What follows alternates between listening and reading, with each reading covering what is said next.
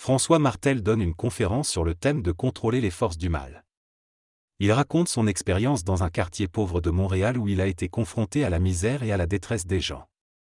Il se pose des questions sur l'origine de ces forces du mal et se demande si elles sont innées chez les individus ou si elles sont le résultat des circonstances de la vie.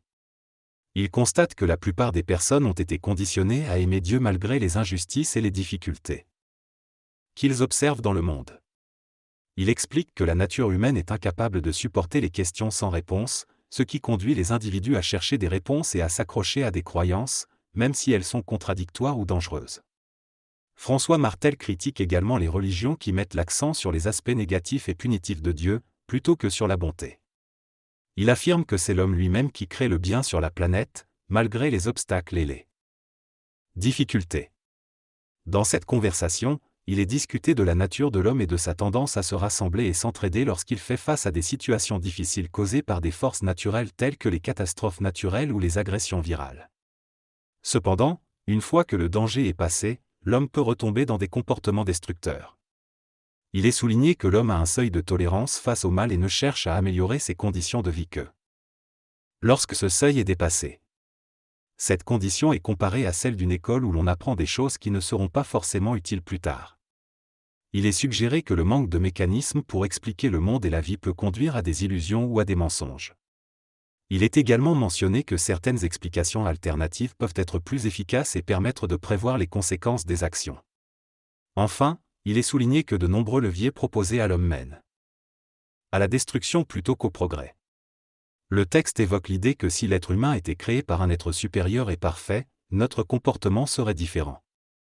On développerait un sens de l'altruisme et de l'aide envers les autres, au lieu de compter sur une quelconque intervention divine. Il souligne également que l'histoire de l'humanité est marquée par des conflits pour des raisons matérielles, telles que la terre ou les ressources.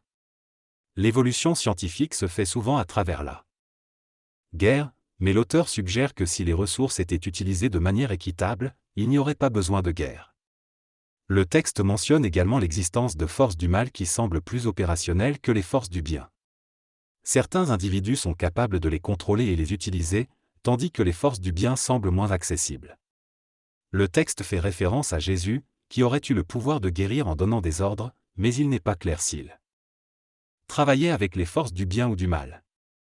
L'être humain a longtemps cherché à attribuer les forces du mal à des entités extérieures, tandis que les forces du bien étaient associées à Dieu. Cela permettait de placer la responsabilité de son bonheur ou malheur sur quelque chose d'extérieur à soi-même. Cependant, il est difficile d'amener du bien dans sa vie, tandis que le mal semble plus facile à attirer. Il est également plus facile de haïr que d'aimer. L'auteur suggère que ces forces du mal et du bien pourraient être considérées comme des mécanismes plutôt que des entités intentionnelles. Par exemple, l'électricité est une force qui crée des effets, mais elle n'a pas d'intention propre. De la même manière, l'être humain se heurte à des mécanismes plutôt qu'à des intentions. L'idée selon laquelle le mal est personnifié par Satan est contestée, et il est suggéré d'explorer davantage l'histoire du bien dans une prochaine conférence. Dans cet extrait, l'auteur parle de la façon dont les gens réagissaient face à des phénomènes naturels tels que les volcans, les tremblements de terre et les ouragans. Autrefois, les gens croyaient que ces phénomènes étaient causés par des dieux en colère, et ils essayaient de les apaiser en priant et en faisant des sacrifices. Cependant, avec le temps, les connaissances scientifiques ont permis de comprendre que ces phénomènes étaient en réalité le résultat de mécanismes naturels. Aujourd'hui, les progrès de la science permettent même de prédire et de contrôler certains événements, comme les ouragans, grâce à la surveillance par satellite. L'auteur souligne donc l'importance de comprendre et de contrôler ces mécanismes naturels plutôt que de les attribuer à des forces surnaturelles. L'être humain est contraint par une mécanique qui l'oblige à s'exprimer en se détruisant et en recherchant le malheur et la souffrance. Cependant, il a la possibilité de comprendre cette mécanique et d'apprendre à la contrôler. L'humain est attiré vers des choses alimentaires qui nuisent à son corps, mais cela ne fait pas partie de la mécanique de l'expression. Il se nourrit également de malheurs psychologiques et émotionnels, car cela fait partie de sa manière d'exprimer les choses. Certains humains ont besoin de bien, de paix et de bonheur, mais la mécanique les pousse à souffrir pour atteindre ces objectifs. D'autres recherchent constamment le malheur et seront insatisfaits malgré tout ce qu'ils obtiennent. Les forces du mal sont extérieures et fonctionnent selon des lois particulières dans un chronotope spécifique, mais il est possible de changer de monde et d'être associé à d'autres lois. Dans ce monde, l'expression de l'intelligence est toujours accompagnée de problématiques. L'être humain a besoin de malheur et de difficultés pour se sentir bien et pour pouvoir faire le bien. Il existe une mécanique d'expression qui diffère d'une personne à l'autre, tout comme certaines personnes transpirent plus que d'autres. Pour arrêter de fumer, par exemple, il ne suffit pas d'avoir de la volonté, cela dépend de chaque individu. De même, le courage se manifeste différemment d'une personne à l'autre.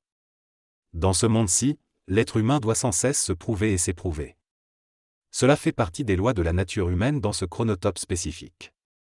Il semble que la personne interrogée ait été champion de judo dans l'Est du Canada, mais qu'elle ressente constamment le besoin de continuer à gagner pour se sentir bien. Décrit cela comme une force du mal, une mécanique qui l'empêche de trouver la paix.